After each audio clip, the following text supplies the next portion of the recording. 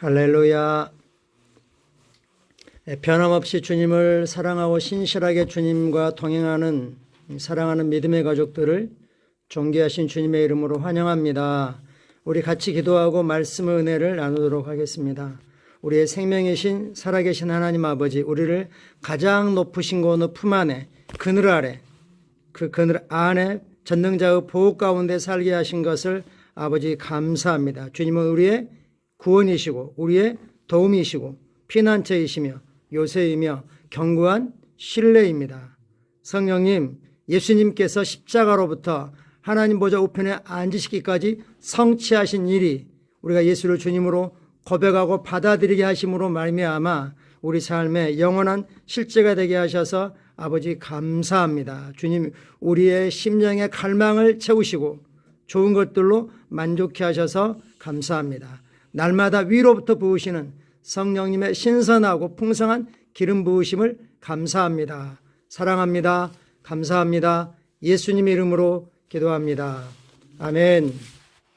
11월 18일 금요일 말씀을 실제 같이 확인하겠습니다. 제목 읽겠습니다. 마지막 때들, 마지막 날들, 말세의 어떤 기간들을 말하는 거죠. 성경 말씀 읽겠습니다. 여러분이 무엇보다도 먼저 알아야 할 것은 이것입니다. 마지막 때에 조롱하는 자들이 나타나서 자기들의 욕망대로 살면서 여러분을 조롱하며 이렇게 말할 것입니다. 그리스도가 다시 오신다는 약속은 어디 갔느냐?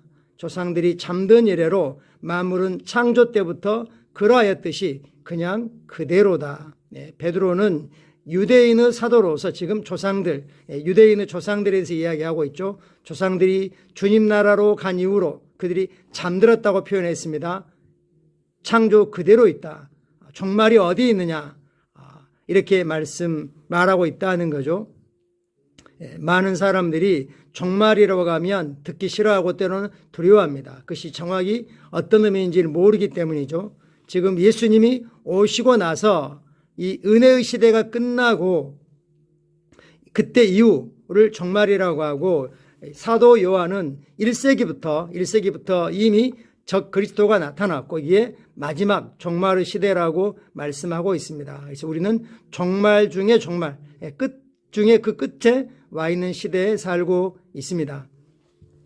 어떤 사람들은 종종 마지막 때라는 말을 듣고 코웃음을 칩니다. 왜냐하면 그들은 마지막 때에 대해 너무 오랫동안 들어왔다고 생각하기 때문에 그 말이 진짜인지 의심하고 완전히 무뎌져서 무감각해져 있습니다. 성경에서 말하는 마지막 때에 관한 이야기를 이해하려면 먼저 이 단어가 여러 곳의 예언에서 쓰였음을 알아야 합니다. 예언은 상징적인 그런 의미를 가지고 있기 때문에 정확하게 어떤 숫자 이걸 나타내는 건 아닙니다. 두 번째로 선지자나 저자가 어떤 사람들을 대상으로 이 단어를 사용하였는지도 알아야 합니다. 특별히 마지막 때에 관해서 다니엘서 9장과 요한계시록 11장, 12장을 참고해서 보면 이해에 도움이 됩니다. 예를 들어 유대인들에게 사도 베드로가 그 단어를 사용했을 때는 그 뜻이 매우 정확했습니다. 그는 교회의 마지막 때를 말한 게 아니라 이스라엘의 마지막 때에 관한 데 말한 것이기 때문입니다. 유대인들은 그들의 마지막 때에 처해 있었으나 그 끝이 얼마나 가까웠는지는 깨닫지 못했습니다. 유대인들의 마지막 때는 예루살렘 성전이 무너지면서 그것이 확인이 됐죠. 어떤 이들은 의문할 것입니다. 베드로는 거의 2000년 전에 이런 말을 했습니다. 그럼 유대인들은 그들은 마지막 때 얼마나 가까웠던 것입니까? 사실은 그들은 마지막 때 안에 있었지만 깨닫지 못했던 거죠. 그들은 끝이 매우 가까워 있었습니다. 사실은 그 끝 안에 있었습니다. 다니엘의 예언서에 따르면 이스라엘은 70주 또는 71회라는 70위크스라는 연수들이 정해 있었고 이것이 메시아의 천년 통치로 끝날 것이라고 나와 있습니다. 하나님의 달력이 하나님의 시간표가 계속해서 흐르며 시간이 지났으나 메시아가 69번째 주에서 끊어졌습니다. 여기에 대한 이해가 좀 필요한데요. 다니엘서 9장에서 이것을 예언했습니다. 그는 성경 말씀을 읽다가 예레미야가 이 예루살렘의 황폐가 70년 만에 끝날 것이라는 걸 알고 하나님 앞에 겸비하고 이스라엘의 회복을 위해서 기도하기 시작했을 때 하나님께서 이 이스라엘의 종말과 이 교회의 종말에 대한 계시를 보여주렸습니다. 예언을 주죠. 그것이 71회에 대한 예언인 거죠. 성전이 무너졌다가 다시 재건되는 것까지가 첫 이래입니다. 그리고 그때로부터 예수님께서 오실 때까지 두 번째 아담이자 마지막 아담이 오실 때까지가 62일회로 합하면 69일회인 거고, 그리고 이제 예수님이 오셔서부터 교회의 시대, 은혜의 시대, 은혜의 복음이 전해지는 시대가 이제 그 중간에 공백기이고요. 그리고 마지막 7년 한난이, 즉 그리스도인들이 휴거되고 그리고 7년 한난이 있게 되고 그리스도인들이 주님과 함께 이 땅에 내려와서 통치하는 것, 우리가 천국에 영원히 있지 않죠. 주님과 함께 새 하늘과 새 땅을 가지고 와서 이 땅에서 왕으로 통치하는 그런 시기가 있습니다. 이때까지가 이제 마지막 한일회, 70일회가 완성이 되는 거죠. 즉 적그리스도가 왔는 이 있는 시대가 마지막 이 일회에 지금 해당되는 것입니다. 우리는 지금 69번째와 70번째 주 사이에 교회의 시대가 도래했습니다. 은혜의 시대인 거죠. 하나님께서 오래 참고 아무도 멸망하지 않고 주님께로 돌아오기를, 회개하기를 기다리고 있는 그 시대에 살고 있습니다. 그러므로 베드로는 이스라엘 자손들에게 이미 69번째 주에 이르렀기 때문에 마지막 때가 다가왔다고 올바르게 말한 것입니다. 오늘날은 이스라엘의 마지막 때일 뿐만 아니라 교회 시대도 마무리되고 있습니다. 우리는 만세의 전쟁 중에 가장 치열하다고 여겨지는 시대에 살고 있습니다. 요한계시록에 의하면 아마겟돈 전쟁으로 이 71회가 딱 끝나는 거죠.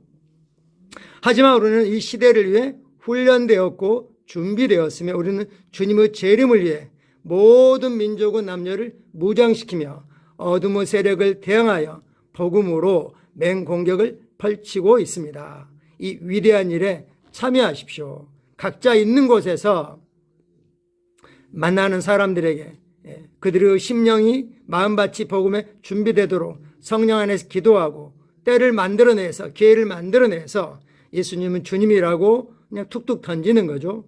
그럴 때 성령께서 역사하셔서 그들이 이 주님을 위해서 준비될 것입니다. 영혼들을 그리스도께로 이겨오십시오. 누가복음 12장은 말합니다. 너희도 아는 바니 집주인이 만일 도둑이 어느 때 이룰 줄 알았더라면, 언제 오죠? 주님이 잠들었을 때 오는 거죠. 그 집을 뚫지 못하게 하였으리라. 그러므로 너희도 준비하고 있으라. 생각하지 않은 때 인자가 오리라 하시니, 우리는 주님이 인자가 밤에 도둑처럼 오지 않는다 그랬습니다. 우리가 밤에 잠자고 있을 때 오는 게 아니라는 것입니다. 우리가 세상에 취해 있을 때 오게 되는 거죠. 베드로가 여짜오되 주께서 이 비유를 우리에게 하심이니까 모든 사람에게 하심이니까 주께서 이르시되 지혜 있고 진실한 청지기가 되어 주인에게 그 집 종들을 맡아 때를 따라 양식을 나눠줄 자가 누구냐. 주인이 이를 때 그 종이 이렇게 하는 걸 보면 그 종은 복이 있으리로다.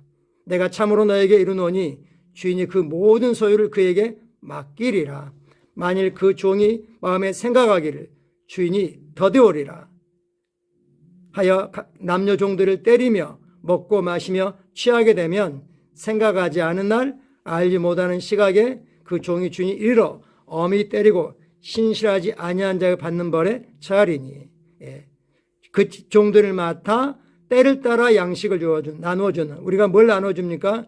주님의 말씀을 맡은, 왕국의 그 풍성함을 맡은, 복음의 풍성한 축복을 맡은 청지기로서 우리는 말씀을 신약과 구약에서 이 새로운 피조물 계시와 연관된 말씀들을 나눠줌으로 사람들을 이 복음의 군대들로 우리는 무장시키고 마지막 때를 위해서 준비시키는 것입니다. 할렐루야. 우리에게 마지막 때라는 개념은 결코 두려움이 아닙니다. 우리는 여전히 마지막 때 중에 마지막을 살아가고 있는 것입니다. 요한일서 2장 18절 말씀입니다. 아이들아 지금은 마지막 때라. 사도 요한 1세기에 지금이 바로 마지막 때다. 예수님이 오시고 교회가 시작된 이후로 마지막 때가 시작이 되었습니다. 적 그리스도가 오리라는 말을 너희가 들은 것과 같이 지금도 많은 적 그리스도가 일어났으니 그러므로 우리가 마지막 때인 줄 아노라. 그리스도를 반대하는 이단, 사이비 이런 것들이 전부 다 적 그리스도 표시인 거죠. 에베소 5장 15절입니다. 그럼 우리가 어때야 됩니까? 그런즉 너희가 어떻게 행할지를 자세히 주의하여 지혜 없는 자 같이 하지 말고 오직 지혜 있는 자 같이 하여 세월을 아끼라. 때가 악하니라. 세월을 아끼라를 영어 번역에서는 세월을 리디밍하라. 세월을 속량해라. 세월을 값주고 살아. 이렇게 표현하고 있습니다. 빌보 4장 6절 너희의 관용, 너희의 너그러움을 모든 사람에게 알려지게 하라. 주께서 가까우시니라. 이미 주님은 우리 안에 오셨고 이 복음서 시대에 주님이 말씀했죠. 너희가 성령을 힘입어 내 이름으로 귀신을 쫓아내는 것이면 하나님의 나라가 이미 너희 안에 있느니라. 하나님의 왕국이 그리스도 안에서 우리에게 왔습니다. 그리고 우리는 이 마지막 때 70일을 마무리하는 그 시기에 살고 있습니다. 머지않아 주님이 나팔 소리와 함께 우리를 데리러 오셔서 성령님께서 우리 안에 계신 성령님과 함께 우리를 영광스럽게 공중으로 끌어올리실 것입니다. 거기서 주님과 함께 7년이라고 하는 상징적인 시간을 보내다가 다시 새하늘과 새 땅, 새 예루살렘과 함께 주님과 영원히 통치하러 우리는 다시 올 것입니다. 이때를 위해서 하나님 우리를 이 땅에 남겨놓으셨습니다. 아직도 복음을 듣기를 완고하게 거부하는 이들에게 우리가 사랑으로 섬기면서 결코 포기하지 않고 또 전하고 전할 때 심령이 열리고 그들의 돌짝밭에 돌이 제거되고 잡초들이 제거되어서 옥토가 되어 말씀이 풍성하게 열매를 맺을 것입니다. 같이 기도하겠습니다. 사랑하는 아버지, 이 마지막 날에 복음을 전할 통로로 나를 선택해 주셔서 감사합니다. 아버지께서 나에게 기름을 부으셨고 내가 사람들을 속박해서 하나님의 아들들의 영광스러운 자유로 구출해내도록 하셨습니다. 귀하신 성령님은 사람들의 마음에 하나님의 왕국과 의를 세우는 위대한 업적을 성취하도록 나를 인도하십니다.